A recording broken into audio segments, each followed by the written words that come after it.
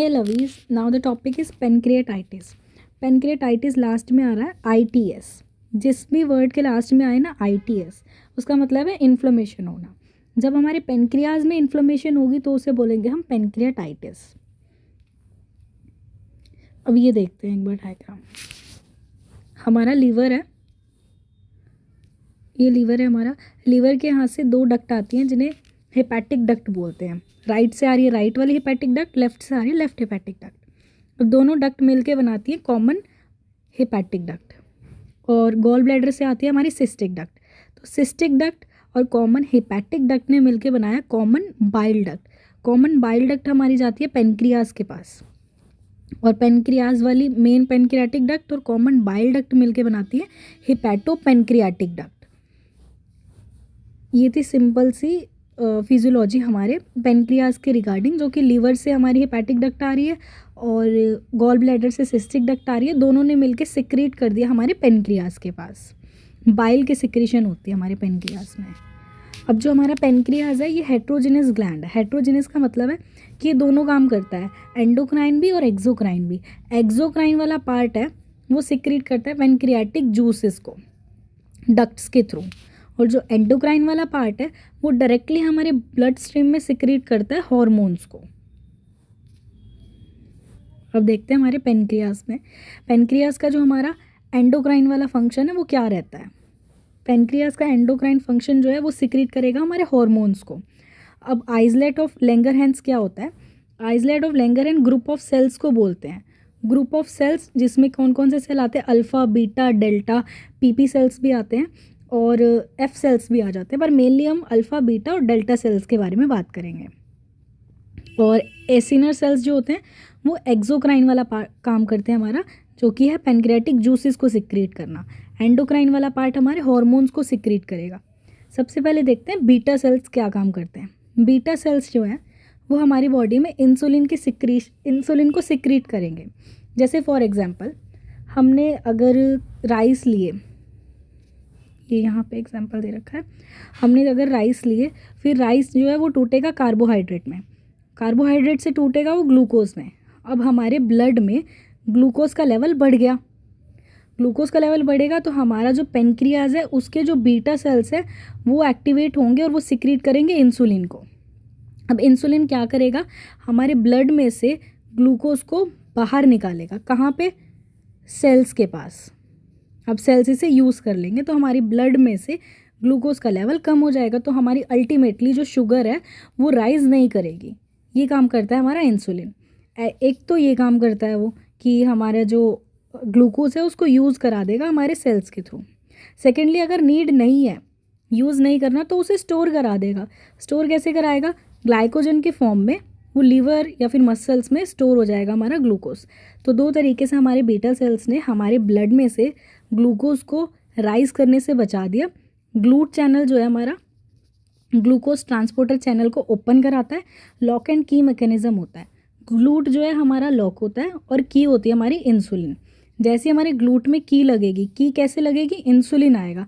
Insulin कैसे आया? जैसे ही हमने राइस खाए, ब्लड में ग्लूकोज का लेवल बढ़ गया। ग्लूकोज के लेवल के बढ़ने से हमारा इंसुलिन आएगा, वो ब्लड में से ग्लूकोज को बाहर निकाल देगा, सेल्स में यूज्ड अप करा लेगा फर्स्ट थिंग। सेकेंडली अगर यूज़ हमें नीड नहीं है तो फिर उन्हें स्टोर करा लेगा।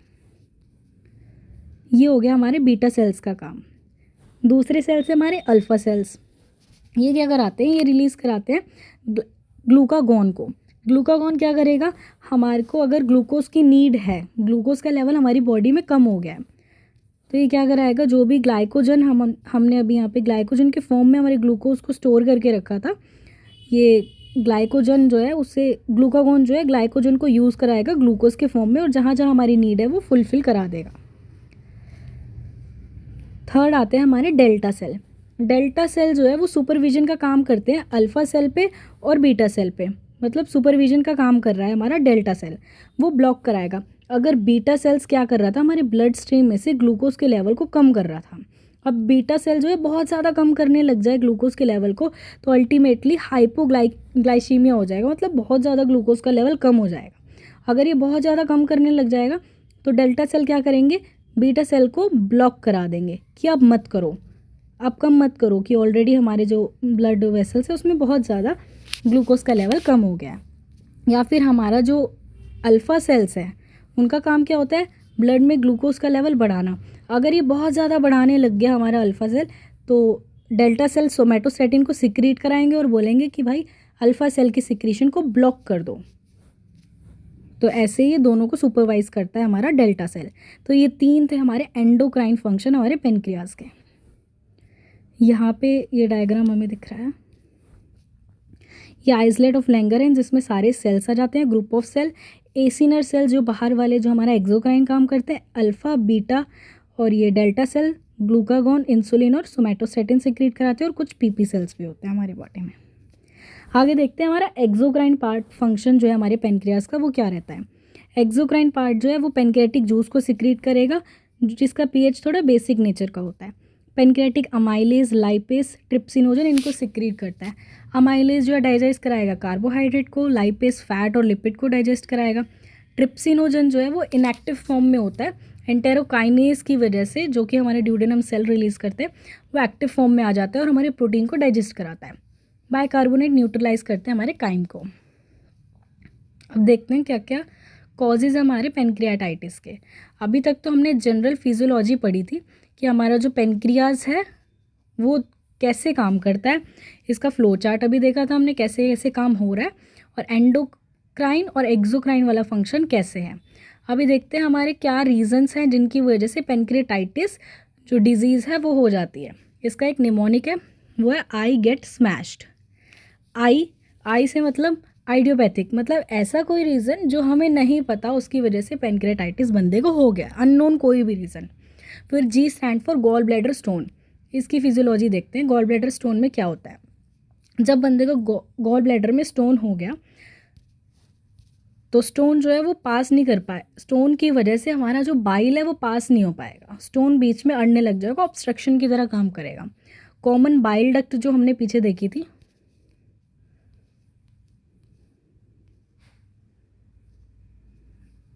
ये रही हमारा, यहाँ पे गॉल ब्लैडर में अगर स्टोन बन जाए और वो स्टोन यहाँ से नीचे आ जाए और यहाँ पे आ जाए, तो वो क्या करेगा, हमारा जो भी बाइल की सिक्रीशन होगी हमारी बॉडी में, उस बाइल के सिक्रीशन को ये यहाँ नहीं जाने देगा। यहाँ पे स्टोन अड़ गया या यहाँ पे अड़ गया, अब जो भी बाइल आएगा वो बाहर जाने की बजाय हमारी बॉडी में यहाँ चला जाएगा। बाइल को जाना था यहाँ पे, यहाँ ना जाके वो बाइल यहाँ चला गया। अब यहाँ जाने की वजह से हुआ क्या, हमारा जो बाइल था उसकी नेचुरल जो पोजीशन है वो यहाँ से बाहर निकलने की है, पर वो अननेचुरल जगह, मतलब पेनक्रियाज में वो स्टोर हो गया हमारा बाइल, यहाँ पे बाइल बढ़ गया।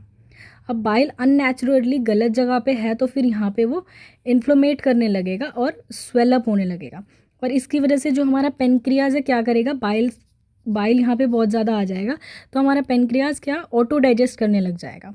अब पेनक्रियाज जब ऑटो डाइजेस्ट करेगा, अपनी चीज़ों को खाने लग जाएगा, तो जो ब्लड वेसल्स जो है पेनक्रियाज की वो टूटने लग जाएंगी, रप्चर होने लग जाएंगी। अब वो रप्चर हो गई तो फिर यहाँ पे ब्लूइश डिस्कलरेशन दिखने लग जाएगा, और ये रप्चर होएंगी तो इसकी वजह से जो हमारी ब्लड वेसल्स हैं वो थोड़ी सी डायलेट होने लग जाएंगी। ब्लड वेसल डायलेट हो जाएंगी तो क्या होगा, ब्लड फ्लो हमारा कम हो जाएगा। ब्लड फ्लो हमारा कम हो गया मतलब बीपी गिर गया। अब इसको मेंटेन करने के लिए हमारा हार्ट जो है जल्दी जल्दी पंप करने लगेगा, तो ट्रैकीकार्डिया हो जाएगा। ये सारे कॉम्प्लिकेशंस देखने को मिलते हैं जब हमारा पेनक्रियाटाइटिस बंदे को हो जाता है। तो यहाँ पे ये सब कुछ एक्सप्लेन्ड है। गॉल ब्लैडर में हुआ स्टोन, अब वो स्टोन पास नहीं हो पाया,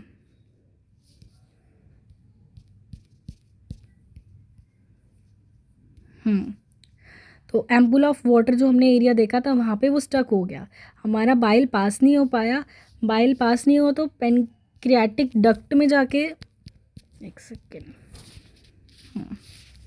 पेनक्रियाटिक डक्ट में जाके वो फंस गया, जिसकी वजह से वहाँ पे इन्फ्लेमेशन हो जाएगी और पेनक्रियास के सेल ऑटो डाइजेस्ट करने लग जाएंगे। ऑटो डाइजेस्ट करेंगे तो उसकी बॉडी जो है वो साइटोकाइनिन्स को रिलीज़ करेगी, जो कि TL interleukin factor, tumour necrosis factor, ये सारे फैक्टर रिलीज़ हो जाएंगे हमारी पेनक्रियाज की बॉडी से। फिर होगा वेसो डायलेशन, बीपी कम, ट्रैकीकार्डी और फीवर। ये वाला जो हमारा पाथवे, इस पाथवे को याद रखना, मेनली यही जो है पाथवे हर जगह फॉलो हो रहा है हमारे पेनक्रियाटाइटिस में। ये आई गेट स्मैश्ड, आई देख लिया, जी देख लिया, ई देखते हैं। अगर कोई बंदा इथेनॉल ज़्यादा कंज्यूम कर रहा है, अल्कोहल ज़्यादा कंज्यूम कर रहा है, तो उसकी वजह से जो पेनक्रियाटिक जूस जो हमने देखे थे, अमाइलेज वगैरह जो भी थी, उनकी विस्कोसिटी बढ़ जाएगी। उनकी विस्कोसिटी बढ़ गई तो वो स्टोन की तरह ही एक्ट करेगा कि उन्होंने बना दिया ऑब्स्ट्रक्शन, बाइल के फ्लो में बनाया ऑब्स्ट्रक्शन, जिसकी वजह से ये पूरी साइकिल फिर से होने लग जाएगी और पेनक्रियाटाइटिस हो जाएगा। टी स्टैंड फॉर ट्रॉमा, मतलब डायरेक्टली कोई ऐसा एक्सीडेंट हो गया जिसकी वजह से पेनक्रियास पे चोट लग गई और इंजरी की वजह से वो इन्फ्लेमेट हो गया। एस से स्कॉर्पियन बाइट, स्कॉर्पियन में एक ऐसा टॉक्सिन प्रेजेंट होता है जिसकी वजह से पेनक्रियाटाइटिस हो जाता है। फिर है स्मैश्ड में एम से है मम्प्स वायरस, मम्प्स वायरस की वजह से पेनक्रियाटाइटिस हो गया। ऑटो इम्यून कोई बीमारी हो गई जैसे RA, उसमें भी ऐसे हमें पेनक्रियाटाइटिस देखने को मिलता है। नेक्स्ट है एस मतलब स्टेरॉइड।